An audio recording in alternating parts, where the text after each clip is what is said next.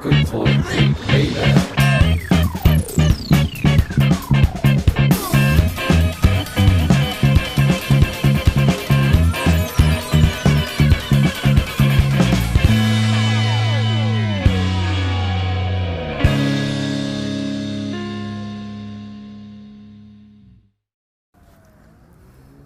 Добре дојдовте во новата епизода на младинската емисија Крик. Денес ќе зборуваме за една тема која можеби на многумина ќе им направи да се чувствуваат неудобно. А токму и поради тоа ја одбравме оваа тема. Ќе зборуваме за сексуално образование. Моите гледате емисија. Уживајте од штркоци до нас. Одлучивме да зборуваме за сеопфатно сексуално образование, бидејќи пронајдовме поразителни статистички податоци кои укажуваат дека здравствениот и образовниот систем во нашата држава енормно потврлаат во следењето на стандардите на развиените земји. Република Македонија се наоѓа на самото дно од Европа кога станува збор за употреба на контрацепција. Поточно според податоците на Националната стратегија за сексуално и репродуктивно здравје, само 13,5% од сексуално активните граѓани ја користат истата. А поразителни се податоците и за кламидијата, според кој стапката на заболени во 2014 година била 29%. А да не зборуваме за орална контрацепција, која не ја користат ни 1,6% од младите до 29 години. Сликата не е ништо подобра ни кога зборуваме за тинеџерска бременост, која е неколку пати повисока од онаа во ЕУ. А регистрирани се случаи на пораѓање на мајки под 15 години, со 26 живородени деца во 2016 година според Државниот завод за статистика. А може и да претпоставиме колку деца родени од мајки тинеџерки не се воопшто нерегистрирани. На ова би го додали и трагичниот податок дека најчестата причина за смрт кај девојки од 15 до 19 години се токму компликации со бременост. И ова е само 1/4 од податоците кои ги пронајдовме, но веруваме дека веќе свативте колку е потребно сеопфатното сексуално образование. Само преку него младите може да го разберат когнитивниот, емоционалниот, социјалниот и физичкиот аспект на сексуалност, преку кој ќе се изградат во зрели индивидуи. Дали знаеш што е терминот сексуално образование? Имам запознаено со терминот сексуално образование, но за жал не преку моето училиште, туку вака што имам разговарано само преку други луѓе или само преку моабети вака општо кога разговараме. Да, јас сум запознаен со терминот, но за жал не преку нашето училиште, односно преку образовната установа. Да, јас сум запознаена со сексуално насилување, запознаена сум за заштита, запознаена сум исто така и со болестите и со насилството сексуално. За жал не сум запознаена со терминот сексуално образование. Не знам што точно значи, претпоставувам бидејќи е се популарен збор како фраза и можам да претпоставам што значи, но не сум запознаена. Кажи ми, дали до сега во твоето образование и основно и средно си имал некој предмет поврзан со сексуално образование? Не, за жал не. Во основно училиште наместо класни часови ни одржуваа за сексуално насилување. Прво ни кажуваа за болестите, како да се заштитиме. Предмет поврзан со сексуално образование сум немала, но како и да е по предметот биологија сме учеле за сексуално преносливи болести, сме учеле за репродукција, нели дека може да се пренесат болести, дека не оди секогаш се онака како што замислуваме и тоа е најблиску што сме стигнале до сексуално образование. А кога станува збор за сеопфатното сексуално образование, ние ќе го продискутираме од повеќе аспекти. Прво, што тоа представува и што се потпаѓа под неговата капа. Второ, дали и во која мера е застапено во Република Македонија. И трето, што секоја млада личност би морала да знае во поглед на сопственото репродуктивно и сексуално здравје. Сеопфатното сексуално образование се дефинира како континуиран процес на стекнување знаења, развивање вештини, ставови и вредности за идентитетот, врските, интимноста и сексуалноста воопшто. Станува збор за сеопфатен концепт од исклучително значење за унапредување на благосостојбата на младите. Сеопфатноста пак ја гледаме во тоа што сексуалното образование не ги анализира само биолошките аспекти на сексуалноста, превенцијата на болести и бременоста, туку и сите културолошки, психосоцијални и емоционални аспекти. Па така, можеме да го разделиме на вкупно 7 негови сегменти. Сексуално и репродуктивно здравје, род, граѓански аспекти, задоволство, насилство, врски и односи и различност. Знаеме дека представува нешто како табу да се зборува за сексуалноста во нашето општество. Се чувствуваме непријатно, засрамено и се тоа е пропратено со смеење. Верувам дека сите, како мали, сте сакале земјата да ве проголта, додека сте гледале филм со вашите родители и ќе почнала љубовна сцена. Како мали, мене уште ми е така.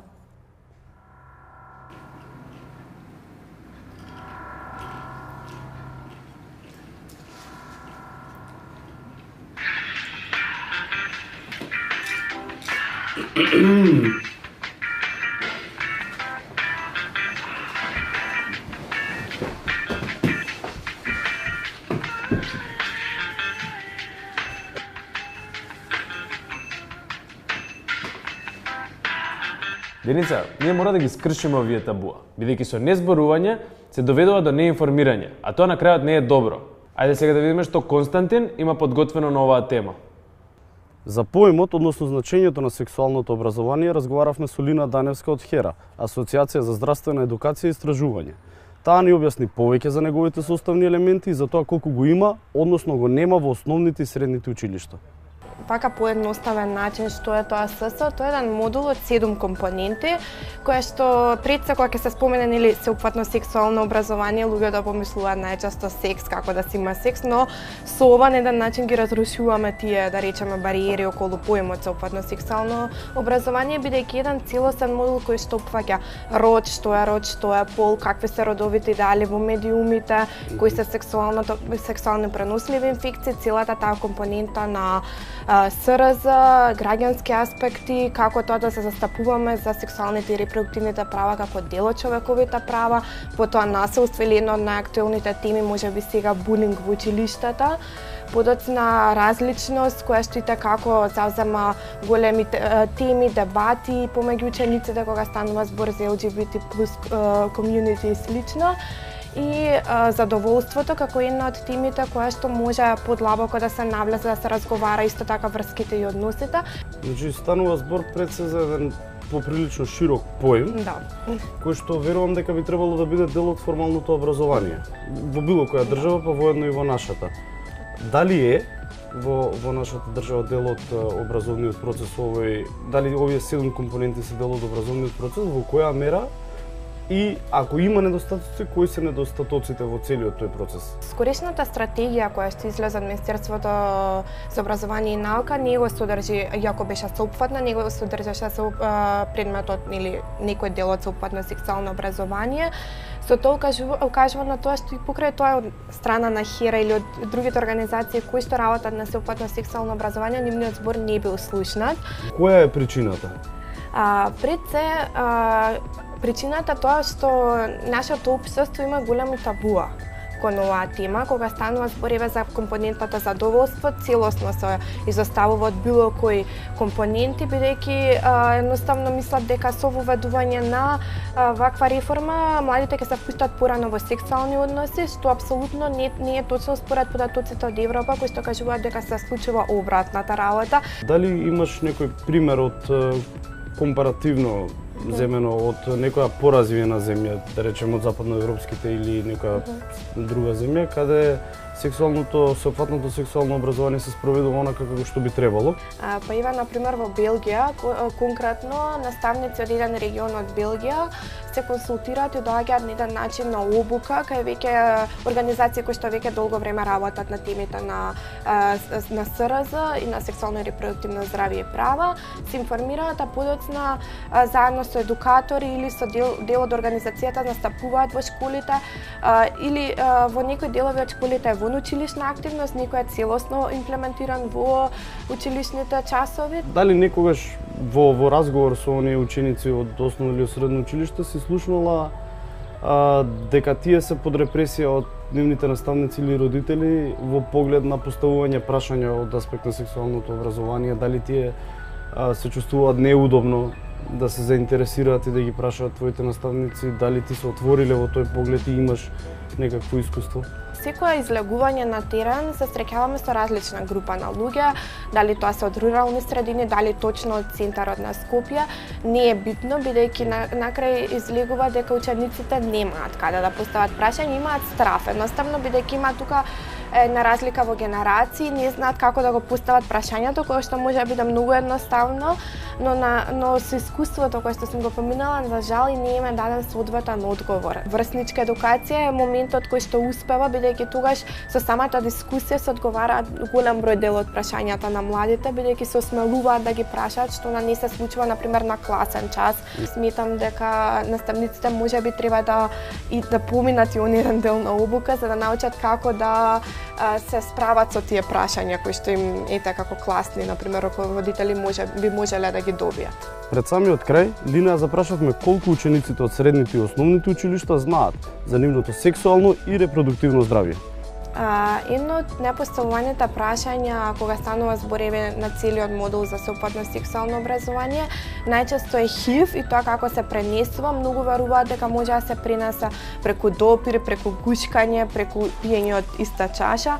Од другите прашања сега моментално што ми текнува е дека најчесто околу контрацепција, бидејќи не слушнале за орална контрацепција, знаат митови како зголемување на тежина, па тоа не е вистина, па јас ке станам горила и слични работи, па тука различни митови за тоа дека кондомот нели може да се измие, повторно да се употреби или што е тоа двојна заштита, кажуваат дека се користат 2 кондоми, не знаат за сексуално преносливи инфекции, што е голем шок.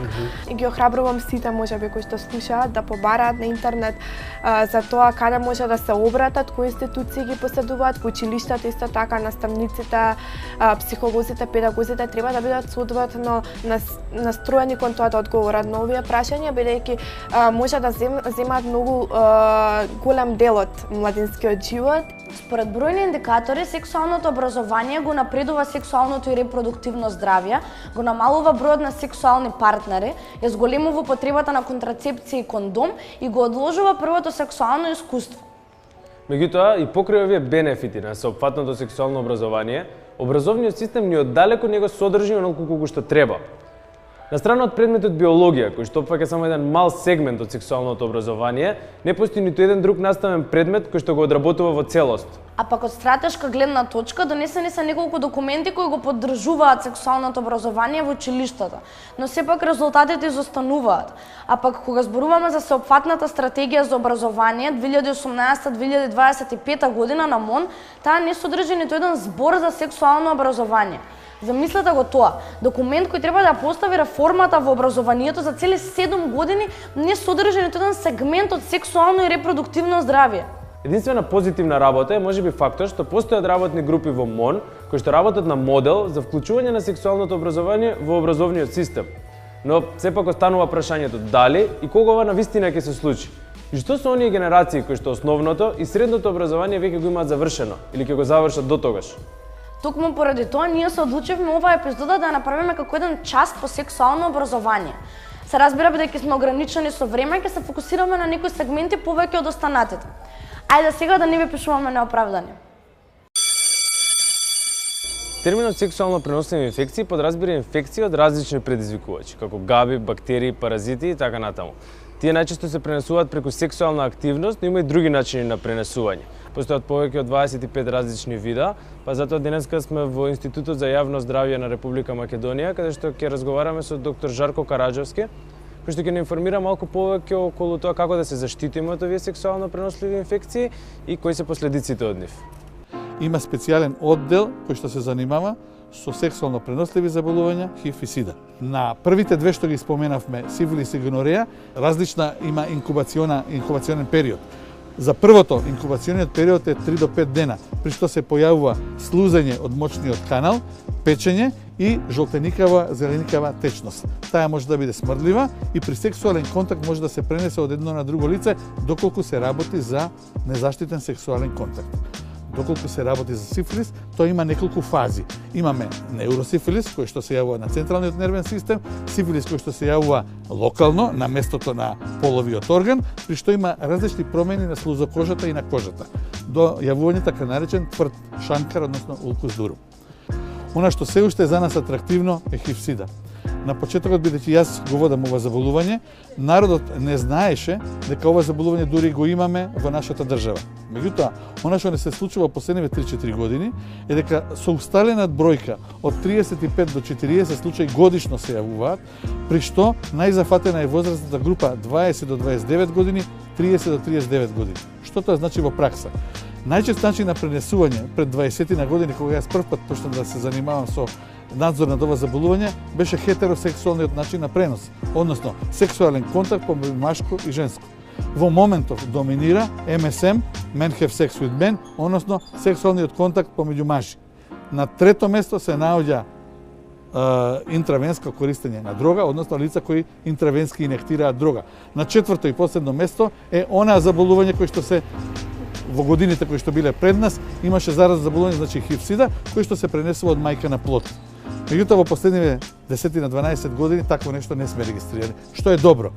Она што посебно го потенцирам во Република Македонија е непознавањето на начинот на трансмисија на ХИВ вирусот кај младата популација, односно велам неукост на младата популација, затоа што сите мислат дека ова заболување се уште можат да го избегнат доколку не користат заштита при сексуалниот контакт. Значи, кондом е исклучива заштита за пренесување на било кое сексуално заболување. Не се употребува кондом, значи дека сегаш постои можност да се добие некој од овие заболувања. Со самата можност, што даваме можност народот да се тестира и да го дознае својот ХИВ статус, тоа имаме 14 пункта или 14 можности во државата.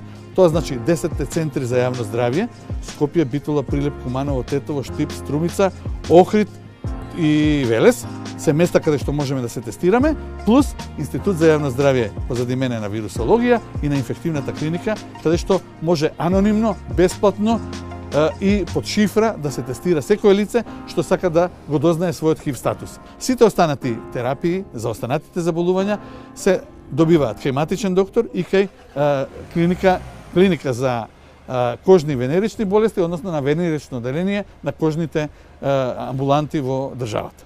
Fun fact.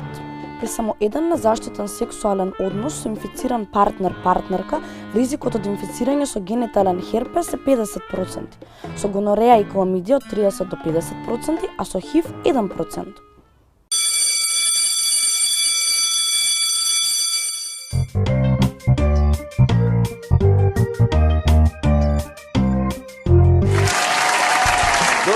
Дами и господа, добре дојдовте во денешното шоу Опасен квиз, емисија бесрамно украдена од америчкото шоу Jeopardy. Ова се нашите денешни надпреварувачи. Правилата се едноставни, тие ќе треба да ги дадат правилните прашања на веќе понудените одговори. Дали сме подготвени? Денешната тема е контрацепција. Бруно, вие сте прв. Повелете. Нека биде поледен. Одлично. Одговорот е, оваа контрацепција ја спречува семената течност да навлезе во вагината и оневозможува размена на телесни течности, додека штити од сексуално преносливи инфекции. Дали го знаеме прашањето? Око, прадедо ми шо викаше, шо е она кондом? Така е. Станува збор за машки и женски кондоми. Деница, вие имате таблет. Го збирам полето 2. Одлично. Одговорот е, содржат хормони, слични на оние што природно се лачат кај жените и ја спречуваат овалуацијата. Тоест, јајцеклетката не се ослободува од јајчникот и жената не може да забремени. Прашањето е? Што се хормонски контрацептиви? Така е. Но дали знаете оваа контрацепција дали штити од сексуално преносливи инфекции? Не. Точно така. За жал, оваа контрацепција не штити од сексуално преносливи инфекции. Одиме понатаму. Константин, на вас е редот. Ајде поле број 6. Кој те што треба? Број 6. Понекогаш несакана бременост може да се спречи и по незаштитен сексуален однос или пак неуспешно заштитен однос, например пукнат кондом. Оваа контрацепција се зима во вид на 2 таблети во првите денови по незаштитениот сексуален однос. Ова не смее да се употребува премногу често и треба да се резервира само за итни ситуации. Дали го знаете прашањето? Да, прашањето е хормонска контрацепција.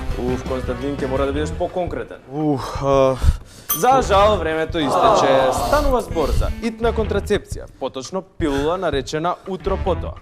Но Константин не се грижи. Ќе ти дадем и втора шанса. Можеш да се излечеш преку брзата рунда наречена двојна опасност. Каде за 1 минута ќе морате да ги одговорите овие 3 прашања. Дали сте подготвени? Да. Одиме.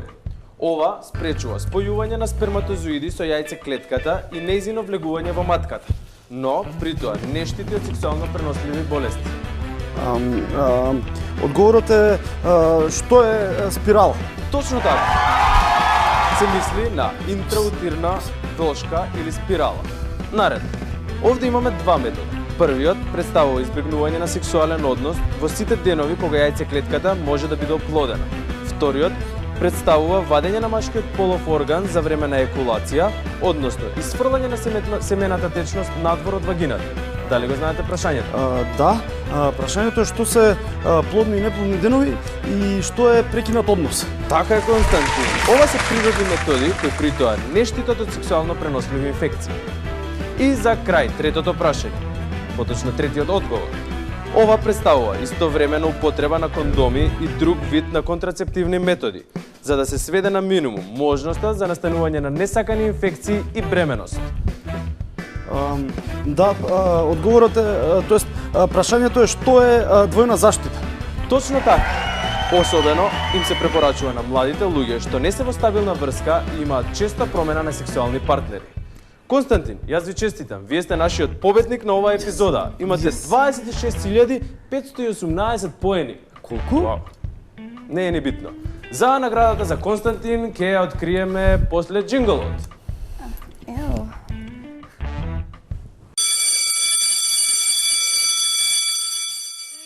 Кога се навлегува во пубертет, телото почнува да произведува хормони. Доаѓа до забрзано созревање на сексуалните и на репродуктивните органи, кои пак водат до промени во физичкиот изглед, до емотивни промени кои се манифестирани со разни флуктуации во расположението, промени во однесувањето, промени во однос на интересите и слично. Периодот на почнување на пубертетот е различен. Кај некој почнува порано, а кај некој подоцна и е под влијание на гените, исхраната и на физичката активност. Иако пубертетот кај девојчињата обично почнува порано отколку кај момчињата, секој има своја сопствена линија на развој. Изгледот и големината на машките и на женските сексуални и репродуктивни органи е различна кај луѓето, исто како што се различни и сите останати органи и делови од телото. Сето тоа нема никакво влијание врз нивната способност за репродукција, ниту пак врз способноста да се доживее сексуално задоволство. Многу е важно да се сфати разликата помеѓу полот и родот. Половите карактеристики се биолошки одредени и тие имаат врска со репродуктивните функции. А пак родовите карактеристики се социјално одредени. Тие представуваат еден вид на договор за што е тоа типично машко, а што типично женско однесување. Освен тоа што водат до дискриминации, нерамноправност, крутите родови улоги може да нанесат штета и на индивидуалниот личен развој кај двата пола. Кога зборуваме за развојот на личноста како сегмент на сексуалното образование, мора да се напомене еден од неговите најважни елементи, а тоа е сексуалната ориентација. Постојат неколку видови сексуални ориентации, како хетеросексуалност, хомосексуалност, бисексуалност и асексуалност. Без оглед на тоа што овие сексуални ориентации имаат различни карактеристики, тие треба да бидат перцепирани на ист начин. Во разговор со неколку стручни лица, меѓу другото, се говореше и за хомосексуалност. Околу хомосексуалноста, значи тоа е сексуална ориентација, не е болест, не се пренесува генетски и не сметам дека има хормонски дисбаланс, односно не е докажан за да се тврди дека тоа е позадината на хомосексуалната ориентација. Во никој случај не е болест или дисбаланс за да треба да се лечи. Тоа е нешто што постои од кога постои човечката раса и кое што исто така се среќава и меѓу различни животински видови. И каде што таму, например, не се третира и не се гледа на тоа како патологија. Значи, патологијата околу таа сексуална ориентација веројатно е повеќе врзана за социјалниот момент, а не за биолошкиот момент. пошто ова е центар за плодност, доаѓаат луѓе со различни проблеми, односно со желба да остварат потомство. Не ги прашуваме за нивната сексуална ориентација, но често се случува да дојдат и хомосексуални парови. Кај на законите се либерални за жената, значи може сингл мајка да со донација од сперма да оствари пород, да оствари бременост и породување, додека се дискриминаторски према мажите. Значи сингл маж не може со преку сурогат мајка да оствари родителство, да биде татко на тоа дете. Пошто имаме една предрасуда и во општеството и со пациентите што доаѓаат дека хомосексуалните парови не треба да имаат дете, да имаат и да воспитуваат дете. Тоа нема никаква врска со сексуалната ориентација. Значи капацитетот за воспитување и капацитетот за љубов не е поврзан со сексуалната ориентација. Хомосексуалноста, како што знаеме, не представува болест, туку тоа представува сексуална ориентација, односно избор на сексуален партнер. Не представува никакво психичко расстройство.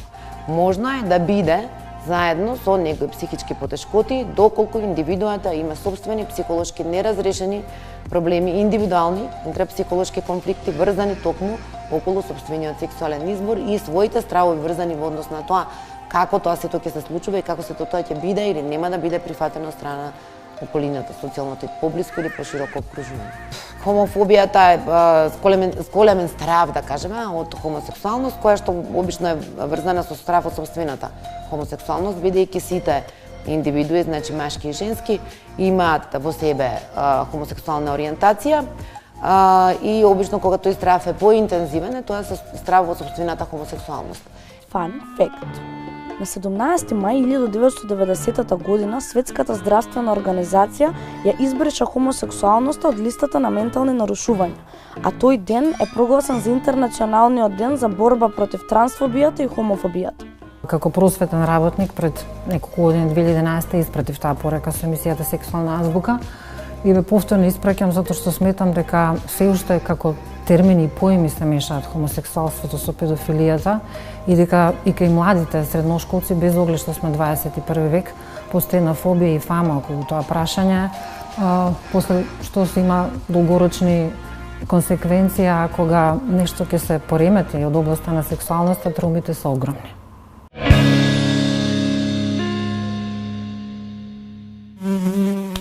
Се надеваме дека оваа епизода не беше пренатрупана со информации, но не можеме доволно да потенцираме дека сеопфатното сексуално образование е од огромно значење не само за младите, туку и за целокупното здравје и опстанок на општеството.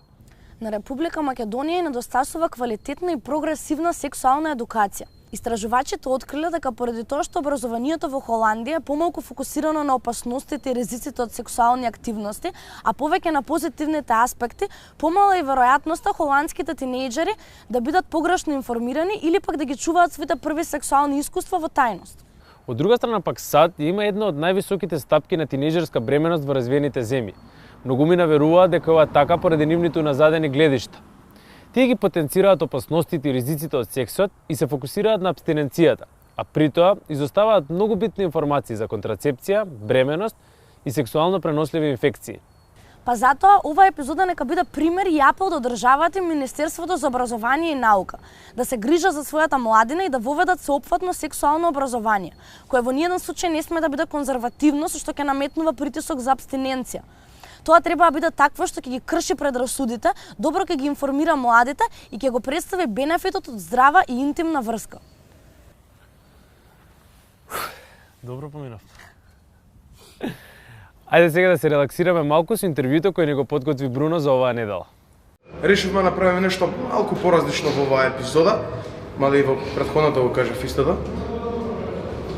Денес поканивме две страшно кул и харизматични девојки на една многу интересна дружба.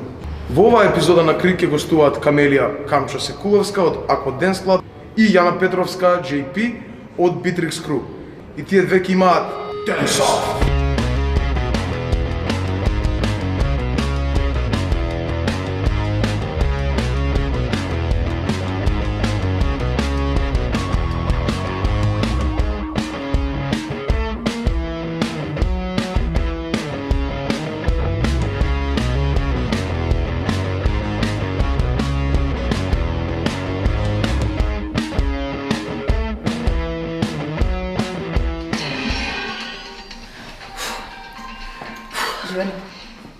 И девојки денес ќе имате вие прилика да го правите тоа во што сте најдобри, а јас при тоа ќе ве замарам малку.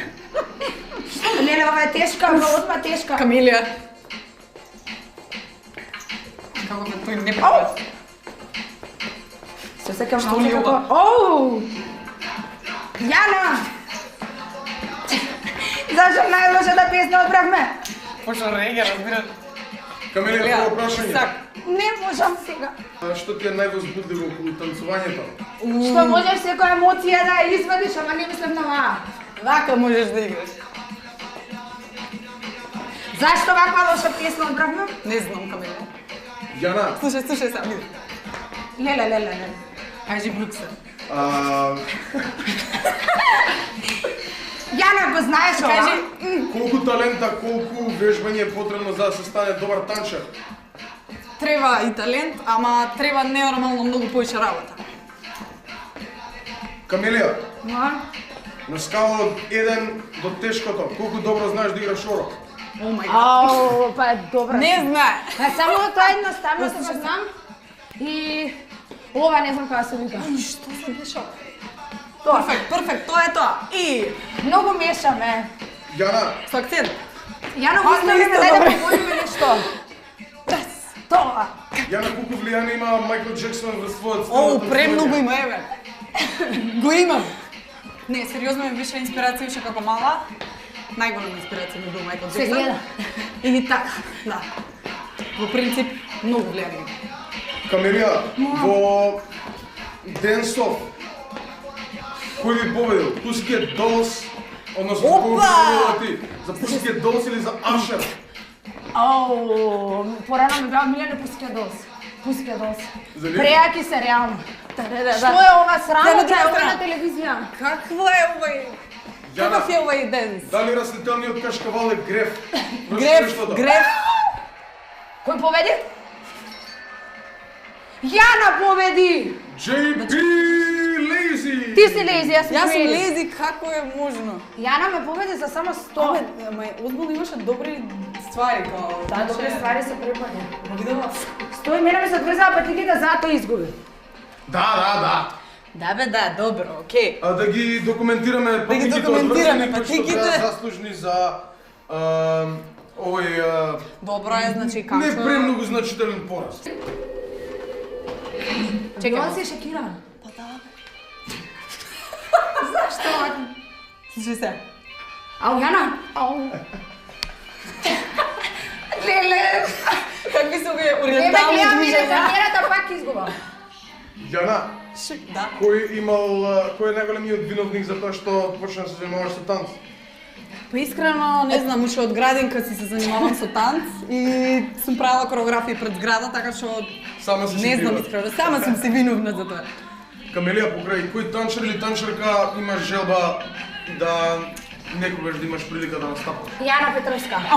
Еве настапуваш моментално. И ние од Крик како да мразги, нели, исполнуваме желбите. Добро, согласени сме, маци, ми се допаѓа. Ако пак изгубам, ќе плаќам, маци. Јана, што би им порачала на оние кои допрва планираат да почнат да се занимаваат со танц? Им препорачувам да се ги охрабрувам сите да дојдат во нашето студио Битрикс, да почувствуваат како е да се танцува со нас во една таква средина кај што има преубава енергија и да видат дали ќе им се допадне и да се осмелат да си го слушаат инстинктот ако им се денсат, да си денсат. Ја идам назад сега. Камчо, ако би можела да бираш, каква супер моќ би избрала да имаш? Невидливост. Добро прашање. Невидливост? Дали сега отварам многу подпрашање? Ако си невидлива, дали облегата ќе станува невидлива заедно со тебе? Имам намет како во Хари Потер и цела ќе се кријам. Леле, за да не мислам на таквите работи. И јас сум Шакира или Беонсе? Па не знам искрено, овие две се некои други. Ај, леле! Не! Што е ова? Ке губиш, Камилија. Абе, мрдаат со меши. Камилија, фиксно ке губиш. Ке да победам на оваа моја. Ај се, ке видим. Овој ориентален танц. Јана, На кој музички жанр најмногу преферираш да танцуваш? Не, стој. На. Што се случи? Пауза. Ајде. Извини. Режија. Преферирам да танцувам на хип-хоп и R&B. Beyoncé. И на афробит. Целите. Значи, мене ова не ме фаќа. Yes! За 1000 ја победи! Леле, газиш. Добро, сега... Прифаќам. Хај скорбашка. Ма застанав сега. Енерджетик си ти, јас сум млад. Леле, не си спомеша, а ти си дива. Еј, камера. А ти фалшо не ми одгурам референдум, нема да помине така. Повторно ги дадам. Повторно ги кажеш. Абе, дајте се отвојтка барам да се... Значи, моментално е 1:1 помеѓу JP и Камчо. Така да сега одиме со решавачка рунда. Song selection. И овој процес, така е, Трифун, пред телевизорот можете да застанете, така полесно ќе. Африка ли? Пата. Ако стаклар да не бил. Најлошо шега. Јас верувам дека двете имате доста денсено на оваа трака. Тотално. За притишнокот да биде уште поголем, да не заборавиме дека ова е финалната рунда, односно решавачката. А сега е 1:1 да повториме. Што е ова? Perfect сме, ками. Тоа е! За... Еј! Еј! Не се враќаш. Ова што е? Ова е средниот дел. Слушај сега, влагаме. Влагаш.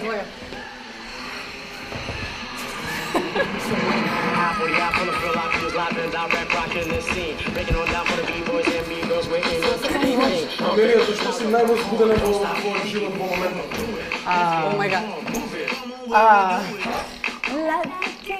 Искрено за се, затоа што оваа година све ми се случи.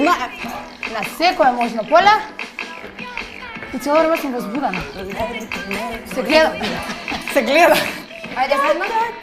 Пак.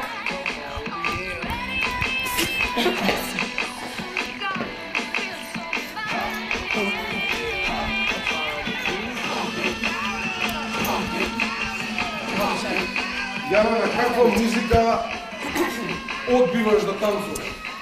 Пред да настапуваш, да пуштат одреден видео, одреден жанр на музика и ти ќе го бойкотираш тој настан и нема да настапуваш, односно да танцуваш. Се Дали разбира постои за нешто такво? Turbo Folk, се разбира.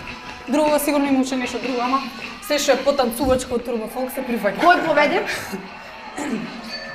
Леле ме води, тоа многу ме води, разбираш? За 1000. Јас се препотувам тука и јас испадам.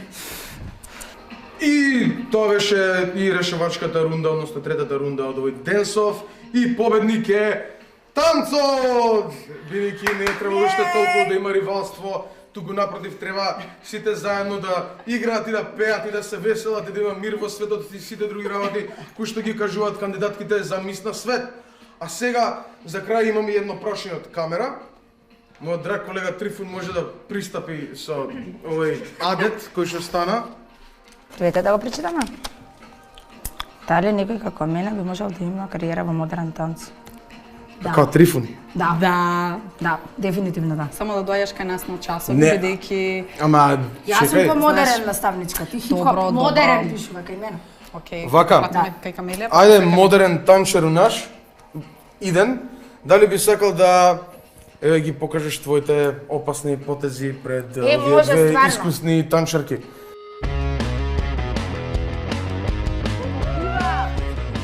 Бива прекрасно, прекрасно. Ни се допексан. Ај, гаси, брат. Дадовме инспирација.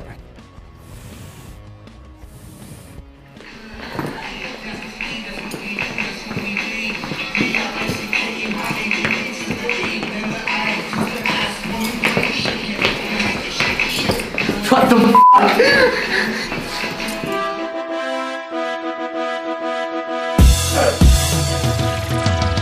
И на страна од ова бесплатно фенирање што ми се случува сега во моментов, се надеваме дека уживавте во овој интервју, а сега да го погледнеме културниот настан за оваа седмица.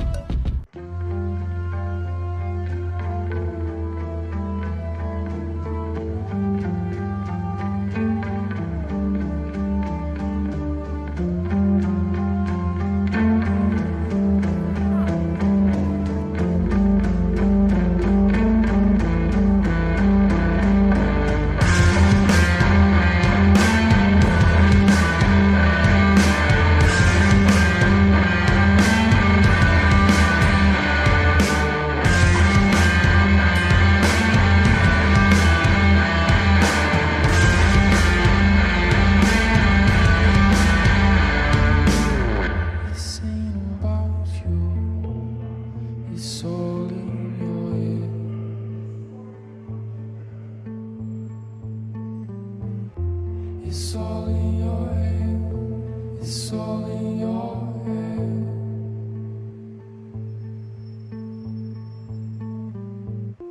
It's all in your head. It's all in your head.